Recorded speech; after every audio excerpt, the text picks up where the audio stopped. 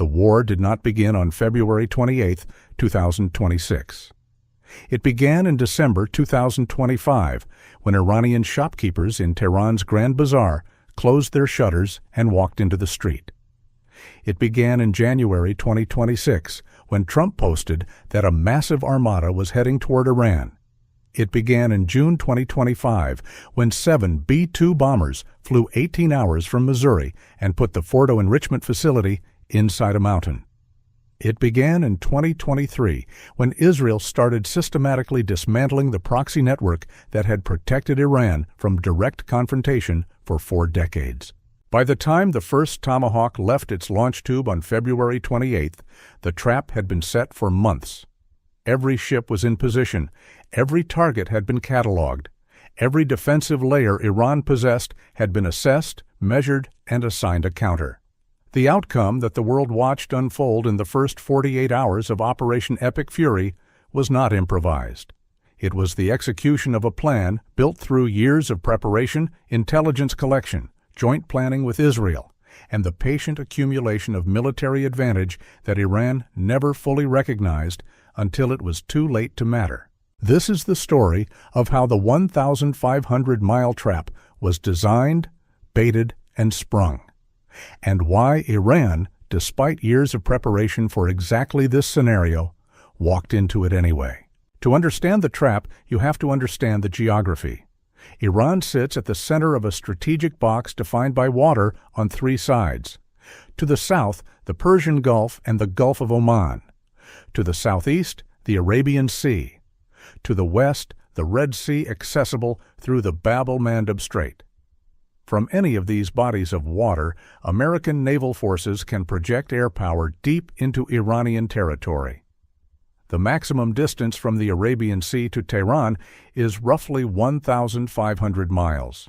That is within the combat radius of a carrier-based FA-18 with tanker support and well within the range of Tomahawk cruise missiles fired from any surface ship or submarine operating in those waters. Iran understood this geography as well as any military analyst. Its entire military doctrine for the past 3 decades had been built around this geographic reality, around the idea that the Strait of Hormuz, the narrow 21-mile passage connecting the Persian Gulf to the Gulf of Oman, was the geographic choke point that gave Iran its primary instrument of leverage and deterrence. Control the strait, threaten to close the strait, lay mines in the strait, use fast attack craft to swarm and harass the strait, and you constrain the ability of American carrier strike groups to operate in the confined waters of the Persian Gulf while simultaneously threatening the global energy supply that transits through it. This was the cornerstone of Iranian deterrence strategy for 40 years. The trap was built by systematically neutralizing every element of that strategy before the first shot of Epic Fury was fired. The first element was the proxy network. Iran's ability to deter American action through proxy forces, Hezbollah in Lebanon, Hamas in Gaza, the Houthis in Yemen, various Shia militias in Iraq and Syria, had been the invisible hand that raised the cost of direct confrontation. Any American strike on Iran risked triggering a multi-front escalation across the entire Middle East, activating thousands of proxy fighters armed with Iranian weapons, operating from positions adjacent to American bases and Israeli population centers. The threat was real. In April 2024, Iran demonstrated it could coordinate a direct ballistic missile and drone attack on Israel that required American naval destroyers to intercept threats over the Red Sea. The proxy escalation risk was a genuine constraint on American and Israeli decision-making. Israel spent 2024 and 2025 systematically dismantling that constraint. The decapitation of Hamas leadership following October 7, 2023. The destruction of Hezbollah's command structure in 2024, including the killing of Hassan Nasrallah and the physical demolition of Hezbollah's tunnel and weapons storage infrastructure in southern Lebanon. The 12-day war in June 2025, which struck Iranian nuclear facilities and demonstrated that Israel could absorb an Iranian ballistic missile response without suffering catastrophic damage. Operation Rough Rider, the American campaign that suppressed Houthi missile and drone capability in Yemen through 2025. Each of these operations, individually significant, was also a piece of a larger strategic preparation. By the time Epic Fury launched on February 28, 2026, Iran's proxy network was the most degraded it had been since the network was constructed in the 1980s. Hezbollah was reconstituting but not yet recovered. Hamas was militarily broken. The Houthis were constrained by the ceasefire negotiated in 2025 and were calculating the cost of reopening a front they had just closed. The proxy escalation threat that had deterred American action for decades had been reduced to a manageable risk. The second element was intelligence. Months before Epic Fury began, American intelligence collection against Iranian military targets had reached a level of completeness that operational planners described privately as an extraordinary targeting picture. Every major Iranian naval asset had been located, tracked, and assigned to a weapon. Every air defense radar had been mapped. Every missile storage facility had been catalogued. Every command and control node had been identified. Every submarine berth had been observed. Satellite imagery from both classified national technical means and commercial providers gave planners a real-time picture of Iranian military dispositions that was updated continuously. The P-8 Poseidon maritime patrol aircraft, flying from bases in the region, conducted systematic anti-submarine warfare patrols that tracked Iranian submarine movements over an extended period before the operation began. American submarines operating in the theater in the months before Epic Fury conducted their own collection operations against Iranian naval forces, building the underwater picture that would enable them to locate and destroy Iranian submarines rapidly when the kill order came. Iran's counterintelligence posture, its ability to detect and disrupt American intelligence collection against its military assets, was inadequate to the scale of the operation being planned against it. Iranian air defense radar systems were regularly illuminated by American electronic intelligence collection aircraft that catalogued their frequencies, modes, and coverage gaps. Iranian communications were subject to collection that gave American cyber and electronic warfare planners the information they needed to target those communications effectively on the first night of the operation. The targeting picture that CENTCOM had assembled by February 27, 2026, the night before the strikes began, was complete enough that no significant search phase was required when weapons were released. Every ship, every radar, every missile battery, every command node had a weapon assigned to it before the first aircraft took off. The third element was positioning. The USS Abraham Lincoln's transit from the Indo-Pacific to the Arabian Sea in January 2026 was the most visible piece of a larger repositioning that had been underway for months. The Lincoln arrived in the Arabian Sea on January 26, accompanied by its full strike group.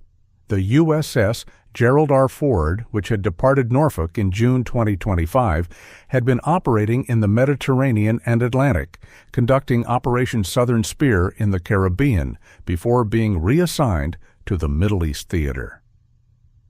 The Bahrain-based U.S. Fifth Fleet headquarters was reduced to fewer than 100 mission-critical personnel in late February 2026, with all ships based there departing port, a defensive measure that had previously been taken ahead of the June 2025 midnight hammer strikes and that served as an unmistakable signal to Iranian intelligence that a strike was imminent. Satellite imagery captured in the weeks before Epic Fury showed American logistics ships repositioning, forward operating bases adjusting their posture, and the quiet accumulation of ordnance and fuel stocks at locations within the operational theater. The military buildup was not hidden. Trump announced it publicly on January 28, posting that a massive armada was heading toward Iran. But the scale of what was actually being positioned, the specific locations of submarines, the detailed targeting packages being assembled, the sequencing of the strike plan, these remained invisible to Iranian intelligence even as the general outline of American intentions was entirely public. On February 25th, just 3 days before Epic Fury launched, Iranian Foreign Minister Abbas Araghchi stated publicly that a historic agreement with the United States was within reach. Iran was still negotiating, still believing that the American buildup might be a bluff, still calculating that the economic cost of military action and the political cost of regional escalation would ultimately deter Washington from pulling the trigger. The Muscat talks on February 6th had produced nothing. The Geneva discussions on February 25th produced nothing. Iran's negotiating position remained unchanged. Sanctions relief without verifiable dismantlement of its nuclear capabilities. And Iran's military posture reflected the same miscalculation.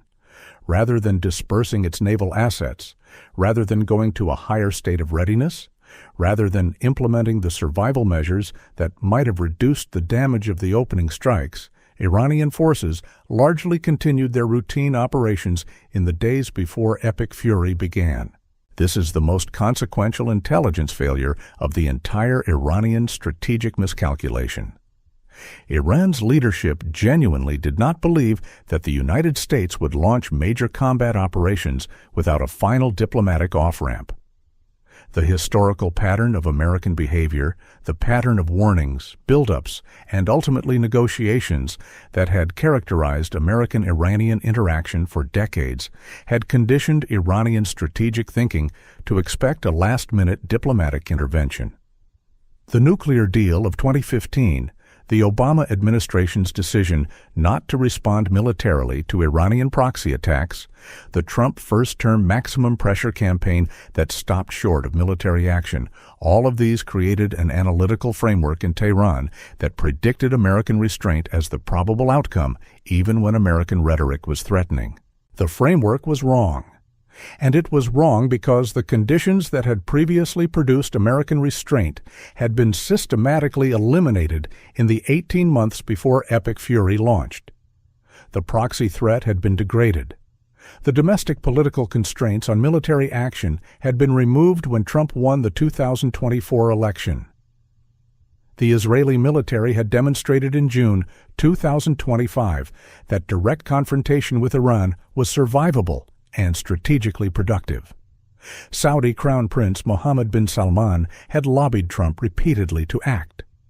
Senator Lindsey Graham had made what was described as the most compelling case to Trump for an assault. The political, strategic, and military conditions that had previously generated restraint were gone. The conditions for action had converged. And Iran, anchored to an analytical framework built on historical patterns that no longer applied, did not see it coming. At 1:15 a.m. Eastern Time on February 28, 2026, the trap closed. The opening phase was not kinetic. U.S. Cyber Command and Space Command initiated operations against Iranian command and control infrastructure, communications networks, and space-based assets that gave Iran situational awareness of American military movements. Iranian radar systems were blinded or fed false data. Communications between IRGC headquarters and field commanders were disrupted. The satellite monitoring capabilities Iran had developed to track American naval forces were targeted to deny Tehran the real-time awareness it needed to coordinate a defensive response. By the time the first Tomahawk cruise missiles left their launch tubes from USS Bulkley and other Arleigh Burke-class destroyers, Iranian commanders were already operating with severely degraded visibility into what was happening to their forces. The first kinetic wave was designed for simultaneous effect across the entire Iranian military architecture. More than 100 aircraft launched from land and sea simultaneously. Tomahawk missiles from surface ships provided the first kinetic impacts against Iranian command and control nodes. B-2 Spirit stealth bombers, already in Iranian airspace after flying from the continental United States, were dropping GBU-57 massive ordnance penetrator bombs on hardened underground facilities. F-15E Strike Eagles from regional bases were striking Iranian air defense radars and missile batteries. EA-18G Growlers from the Lincoln's Air Wing were executing electronic attack missions that further degraded the air defense systems not yet physically destroyed. The Lucas drones, the low-cost unmanned combat attack system being debuted for the first time in actual combat, were striking IRGC command and control facilities and drone launch sites across the country. And beneath the water, American submarines were already executing the targeting list against Iranian naval assets that had been prepared over months of intelligence collection. Within the first 6 hours, the integrated air defense network that Iran had built over decades, the network that was supposed to make it prohibitively costly for American aircraft to operate over Iranian territory, was functionally broken. Not degraded, not suppressed. Broken. The radar systems that would have guided surface-to-air missiles against incoming aircraft were destroyed or blinded. The command and control nodes that would have coordinated the defense were struck by Tomahawks before they could pass targeting data to missile batteries. The missile batteries themselves, without radar guidance and without communications from their command nodes, were isolated, unable to engage targets they could not see with a command structure they could no longer reach. The naval destruction that followed over the next 48 hours has already been detailed in previous analysis. But the geographic dimension of that destruction deserves emphasis in the context of the 1,500-mile trap. Iranian ships were not just destroyed in the Persian Gulf or the Gulf of Oman, within the geographic area where Iranian naval forces had always expected to fight. The IRIS Dena was sunk by USS Charlotte's torpedo 40 nautical miles south of Galle, Sri Lanka. That location is approximately 1,500 miles from Iran's coast.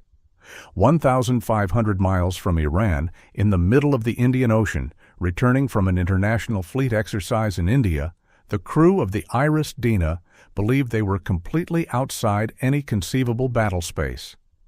The American submarine that killed them had been tracking the ship for long enough to intercept it in those waters, which means the submarine had been following the Dena from before it reached Sri Lanka, positioning itself for exactly this engagement at exactly this location. The 1,500-mile trap was not metaphorical. It was literal. American naval power had extended the effective battle space to 1,500 miles from Iran's coast, had pre-positioned the assets needed to kill Iranian warships anywhere within that radius, and had done so without Iran's knowledge or ability to respond. By the end of the first week, CENTCOM confirmed that American forces had struck roughly 6,000 targets inside Iran. More than 60 Iranian ships and over 30 mine layers had been eliminated. The first 6 days of Operation Epic Fury had cost American taxpayers an estimated $11.3 billion, according to a Pentagon briefing to senators, though officials acknowledged that figure omitted a range of war-related expenses. In exchange for $11 billion and 6 days of sustained combat operations, Iran's navy was destroyed, its air defense network was broken, its nuclear reconstitution efforts were physically demolished, its supreme leader was dead, and its ballistic missile arsenal had been reduced to a fraction of its pre-war capacity. The USS III Amphibious Ready Group, with the 31st Marine Expeditionary Unit embarked, was ordered to the Middle East from its home port in Sasebo, Japan, adding approximately 5,000 additional personnel and several additional warships to the forces flowing into the theater.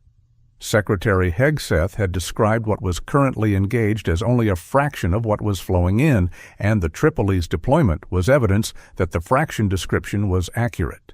American forces were not reaching their peak. They were still building.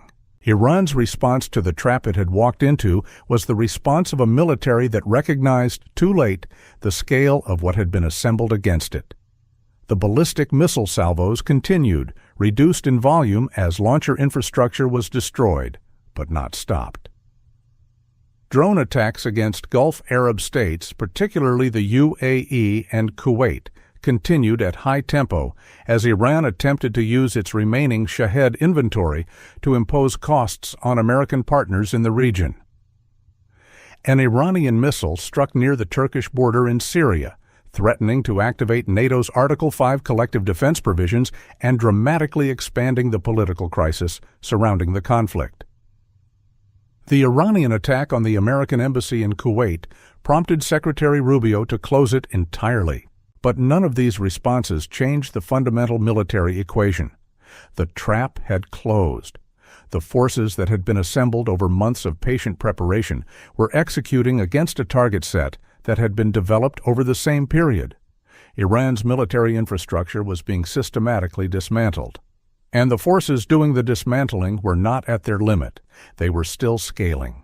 The 1,500-mile trap was not a single plan conceived by a single planner on a single day.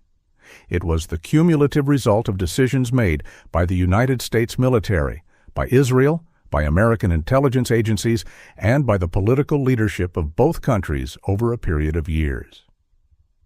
Every Israeli strike that degraded the proxy network, every American naval exercise that positioned forces in the region, every intelligence collection operation that built the targeting picture, every diplomatic failure that removed the political constraints on military action, every defense acquisition decision that produced the weapon systems and the platform integration that made simultaneous multi-axis operations possible.